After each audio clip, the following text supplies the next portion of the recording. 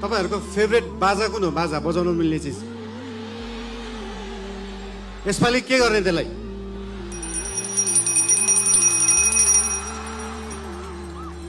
अघि प्लेनबाट ल्यान्डिङ गर्दा गर्दा एउटा कुरा नोटिस गरिरहेको थिएँ।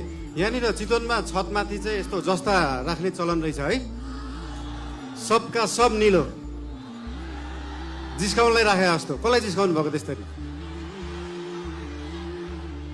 त्यो निलो छानाले चाहिँ त्यो छतलाई मक्किनबाट जोगाउँदो रहेछ क्या, राष्ट्रिय स्वतन्त्र पार्टी जस्तै।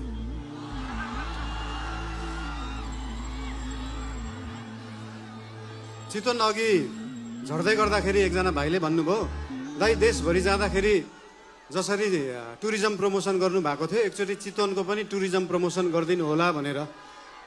मैले भने मेसीलाई फुटबल खेल्न सिकाउनु पर्छ, रोनाल्डोलाई फुटबल खेल्न सिकाउनु पर्छ। हाम्रो चितवनका हाम्रा थारू समुदायमा भएका होमस्टेहरू रिसोर्टहरूमा देख्न सकिन्छ कि यहाँको उत्पादन, यहाँको लुगा, यहाँको म्युजिक, यहाँको खानेकुरालाई कसरी उहाँहरूले टुरिज्म प्रमोसनको लागि उहाँहरूले विश्वमा चिनाउनु भएको छ। त्यो हेर्दाखेरि चितवनले चाहिँ देशलाई टुरिज्म प्रमोसन सिकाउनु पर्छ।